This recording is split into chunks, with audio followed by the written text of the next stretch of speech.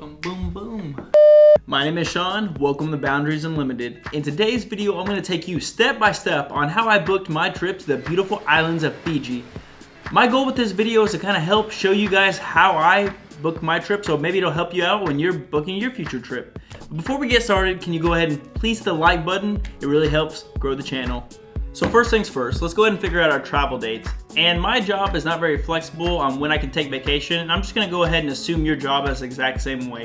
So I had to plan my travel week out in advance, which ended up being October 16th through the 20th.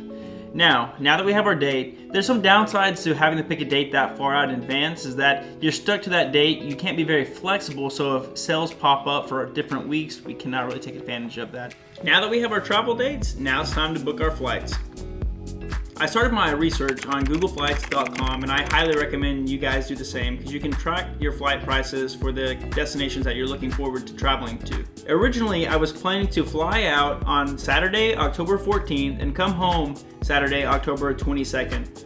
But I realized by returning a day later, I would save $300 and have an extra day to spend in Fiji. So basically, an extra day of Fiji is free. After doing my research on googleflights.com, I next logged into my Chase Rewards app to redeem my Chase Travel Rewards points that I've been saving up all year for this trip. If you guys don't already have a Travel Rewards credit card, I highly recommend you do it now. Do it! Do it!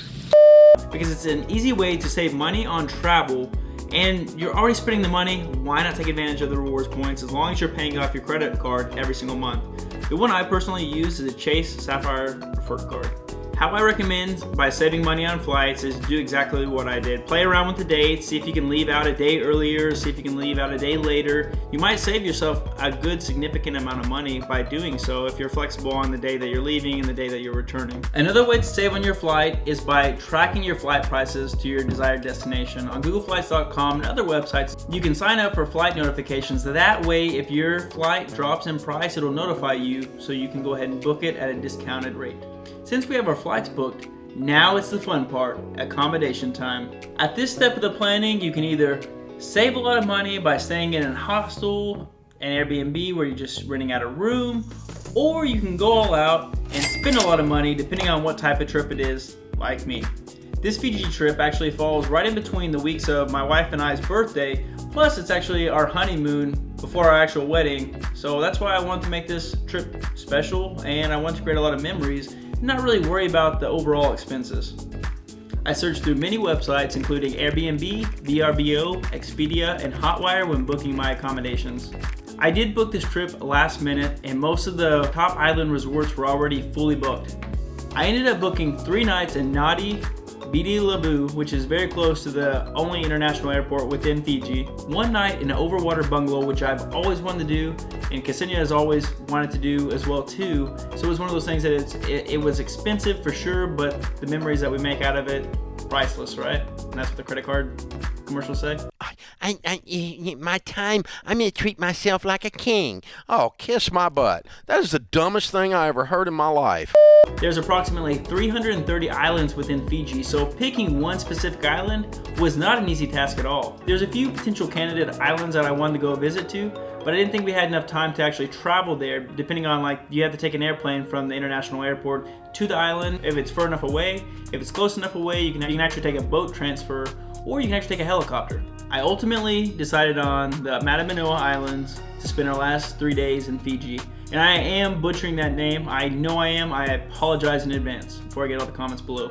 The Matamanoa Island is actually part of the Mamanuca Island system within Fiji, which is known for its white sandy beaches, tropical trees, and great snorkeling, which is what you think of when you think of the Fiji Islands. And that's exactly why I wanted to end the trip there for 3 days of it. It's a private resort on a private island that we are staying in an oceanfront villa right off the ocean that actually has a pool as well too. That way we can wake up every day in paradise and just fully relax and get away from everything and all the stressors in our day-to-day life, which this year there's been a lot. Since we have all the flights and accommodations booked at this point, the expensive part is over. Next is to research what there is to see and do within your destination of choice. For Fiji, it was easy. Viti Levu is the biggest out of all the Fijian islands. It offers waterfalls, hiking, white sand beaches, snorkeling, and traditional Fijian culture to explore and learn. For Matamanoa Island, My plan is to sit on the white sand beaches with a drink in my hand every single day, watch the sunset every single day, and just relax and be a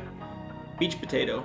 In all honesty, this is the slowest pace, easiest trip to plan in a long time because I don't really plan to do anything but just relax and enjoy the beauty that is all around us. So I hope you guys enjoyed this video.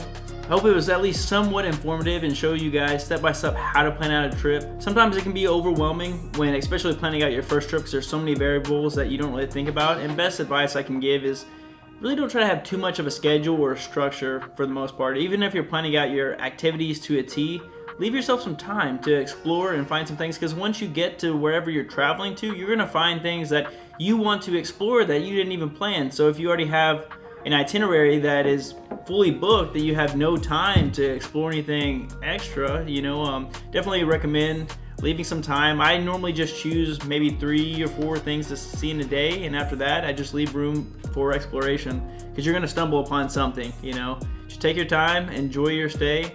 And if you guys are interested in the Fiji trip, I will be making a full video of that, and that'll probably be the next video ultimately, so we're gonna go in a few weeks.